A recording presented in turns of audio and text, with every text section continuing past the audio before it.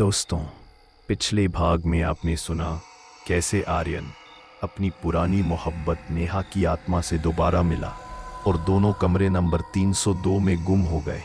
लेकिन सच्चाई वहीं खत्म नहीं हुई, क्योंकि उस कमरे से पुलिस को जो चीज़ मिली उसने सब कुछ बदल दिया। मैं हूं MK और आप सुन रहे हैं दी MK वाइब्स। अब शुरू होती है कहानी का आखिरी हिस्सा, वो जो बदला लेने आई है। शुरुआत मौत के बाद की खामोशी से होती है।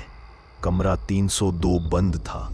चौकीदार ने बताया, साहब 2 दिन से वहां लाइट अपने आप जलती है और किसी लड़की की हंसी सुनाई देती है। पुलिस आई, कमरा तोड़ा गया। अंदर कुछ नहीं था, बस टूटी टेबल, फर्श पर खून के निशान और दीवार पर लिखा था, मैं जिंदा हूं। लेकिन कोने में फर्श के नीचे एक पुरानी डायरी मिली। उस पर लिखा था, नेहा शर्मा। डायरी के पन्ने फटे हुए थे, लेकिन कुछ लाइनें साफ पढ़ी जा सकती थीं। मैं डर रही हूं।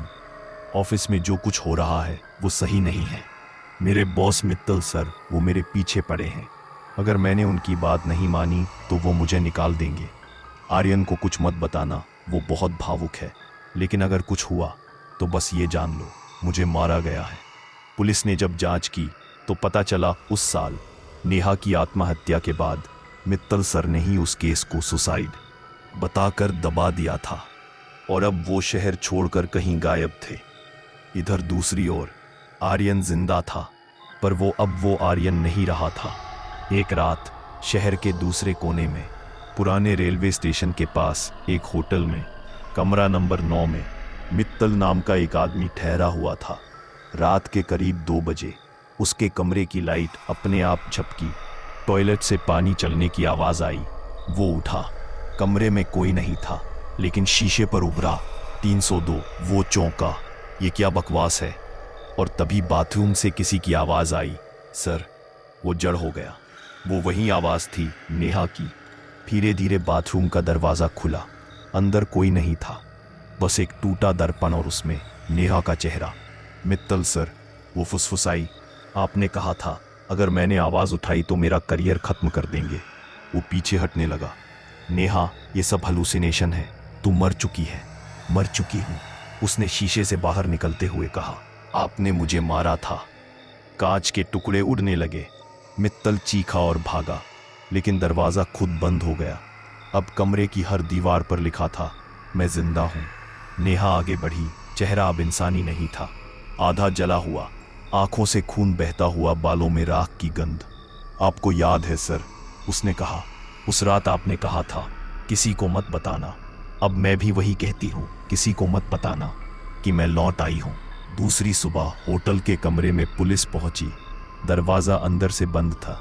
जब तोड़ा गया, मित्तल की लाश छत से लटक रही थी और नीचे फर्श पर खून से लिखा था, 302 पूरा हुआ। इधर शहर के दूसरे कोने में आर्यन एक अस्पताल में बेहोश था। डॉक्टरों ने कहा वो 2 दिन से कोमा में था, पर आज आंखें खोली हैं।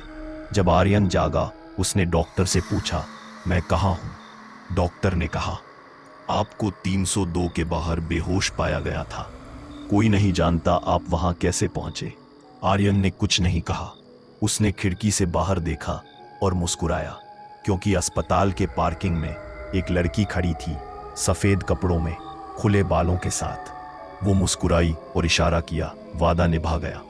रात में नर्स ने बताया, जब वो कमरे से बाहर जा रही थी तो उसने देखा आर्यन अपने बेड पर नहीं था और खिड़की खुली हुई थी। अगली सुबह अस्पताल की छत पर 2 परछाइयां देखी गईं, एक लड़का, एक लड़की। हवा चली और दोनों गायब हो गए। अब इमारत नंबर 302 हमेशा के लिए सील है।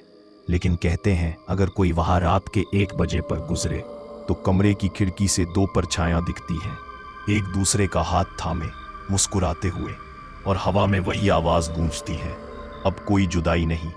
दोस्तों, ये थी वो जो लौट आया की आखिरी कहानी, वो जो बदला लेने आई है। इस कहानी ने साबित कर दिया कि प्यार अगर अधूरा रह जाए तो वो आत्मा बनकर लौटता है, और कुछ रिश्ते ऐसे होते हैं जो मौत से भी नहीं टूटते, बस रूप बदल लेते हैं। मैं हूं MK और आप सुन रहे थे दी MK वाइब्स। अगर कभी रात को लाइट झपके और कोई धीमी आवाज तुम्हारा नाम पुकारे तो जवाब मत देना, क्योंकि शायद वो भी किसी वादे का इंतजार कर रही हो।